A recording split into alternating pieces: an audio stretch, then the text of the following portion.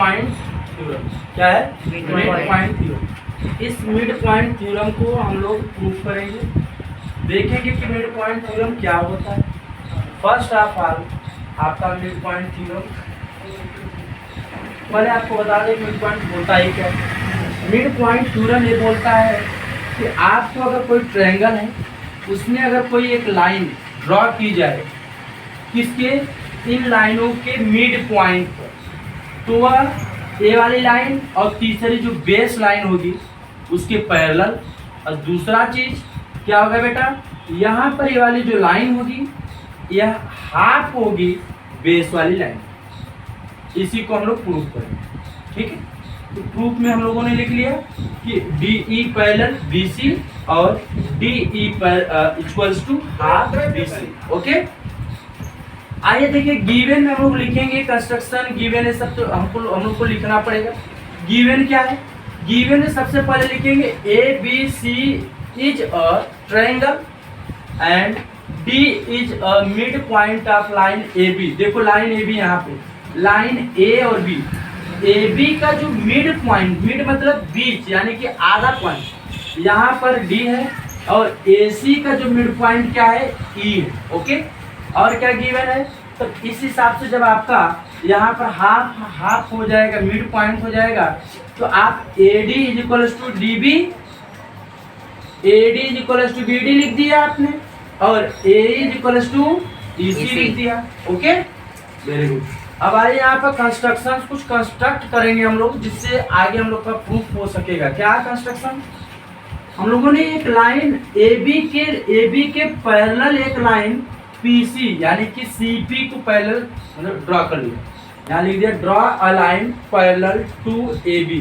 इसलिए क्या हो जाएगा, AB parallel CP, AB parallel CP। Equation बना लिए इसको थोड़ा आगे देखिए। इस हिसाब से देखेंगे जो पैरेलल लाइन हम लोगों ने खींचा है, ड्रॉ किया है, इस पर जो DE है, DE को प्रोड्यूस कर, आपको पता होना चाहिए कि आप लाइन एंगल ट्रायंगल्स में किसी लाइन को एक्सटेंड करने के लिए यानी कि प्रोड्यूस करने के लिए या कोई नई लाइन खींचने के लिए बिल्कुल आप फ्री हैं। तो हम लोगों ने ड्रॉ कर दिया, डी को कहाँ पर, पी पर ड्रॉ कर दिया। अब आगे देखिए बेटा, D produce at point P. अब प्रूफ में आइए, ये दो ट्रायंगल ले लीजिए, एक ए वाला ट्रायंगल ले लीजिए और एक ए वाला ट्रायंगल ले लीजिए, कॉन्ग्रुएंस कर लीजिए। देखिए in triangle A D E and in triangle E P C. कहाँ ई पी सी, ई पी सी।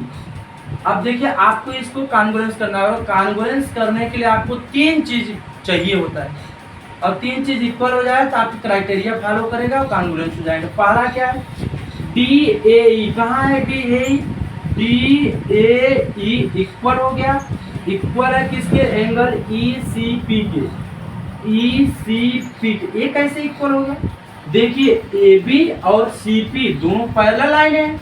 जब ये दोनों पैरेलल लाइनें हैं तो जो ए सी है यह ट्रांसवर्स लाइन का काम करेगी, और ट्रांसवर्स लाइन का काम करेगा तो अल्टरनेट इंटीरियर एंगल से क्या हो जाएगा, इक्वल। तो यहाँ लिख दिया मैंने A I A, it means alternate interior angle. Very good. आगे देखिए AE is equal to EC, एक गिवन से ही हमको प्राप्त है। कैसे, AE is equal to EC। क्यों, क्योंकि जब मिड पॉइंट E था तो निश्चित रूप से AE EC के मिड पॉइंट हो जाएगा।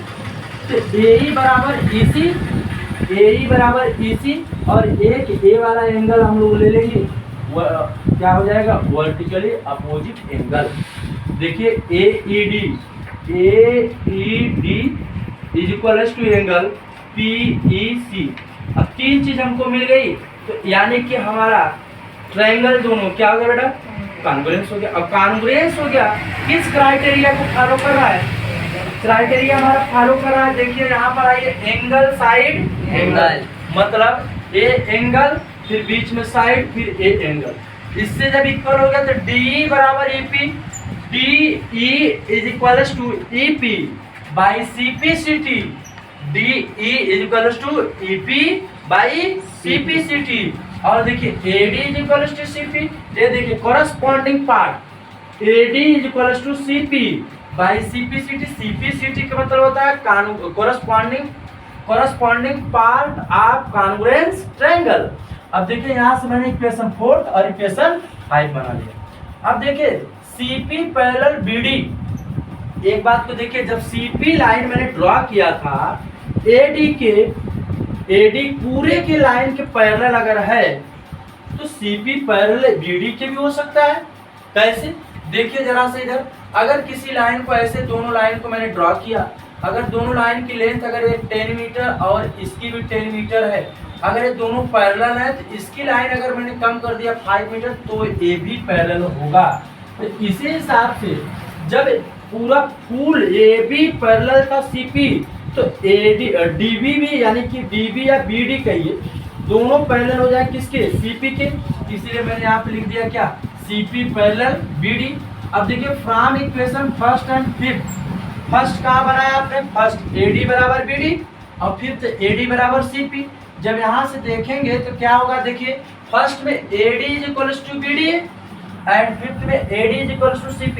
AD के बराबर दो चीजें हैं, क्या वो दोनों चीजें आपस में बराबर हो जाएंगी? यस। कैसे?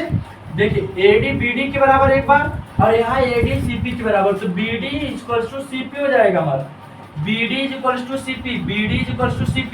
अब देखिए, अब कोई लाइन यहाँ पर एक अगर हमारा इक्विलेटरल क्वाड्रिलेटरल बन रहा है, क्वाड्रिलेटरल में देखिए बेटा कि ये दोनों साइडें अपोजिट है, अपोजिट के बावजूद ये दोनों पैरेलल भी है और दोनों क्या है? इक्वल भी। क्वाड्रिलेटरल में पैरेललोग्राम एक ऐसा क्वाड्रिलेटरल है जिसकी दो प्रॉपर्टी में, यानी प्रॉपर्टी फॉलो कर रही है, पैरेलल भी है और अपोजिट भी है। तो देखिए CPCD इक्वल्स टू में इक्वल भी है और CP और BD क्या है? पैरेलल भी है। तो यहाँ पे इसीलिए BDPC इज अ पैरेललोग्राम। जब हो जाएगा पैरेललोग्राम, अब इधर देखिए BC DP के इक्वल हो जाएगा, पैरेलल भी हो जाएगा। BC आपका DP के इक्वल हो गया, पैरेलल भी होगा। लेकिन जब ये पूरा BC DP के पैरेलल होगा तो यही वाला BC आपका DE के भी पैरेलल हो जाएगा।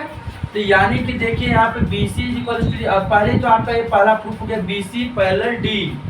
दूसरे में देखिए BC is equal to DP, BC is equal to DP, opposite side है, इक्वल है, पैरेलल है, तो इक्वल भी है तो DP की इक्वल हो जाए। और DP को दो भागों में ब्रेक करिए, क्या?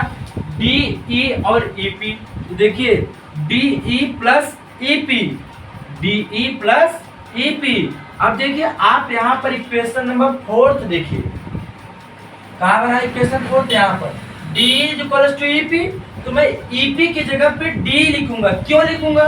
क्योंकि हम अपने प्रूफ को देखते हुए चलेंगे, हमारे पास केवल दो ही टर्म्स आने चाहिए, DE और BC।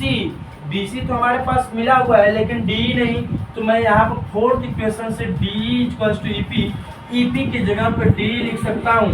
तो देखो DE plus DE 2DE equal to BC, इस 2 से डिवाइड कर देंगे, DE is equal to half BC। यही बच्चों आपका मिड पॉइंट थ्योरम बोलता है। Thank you.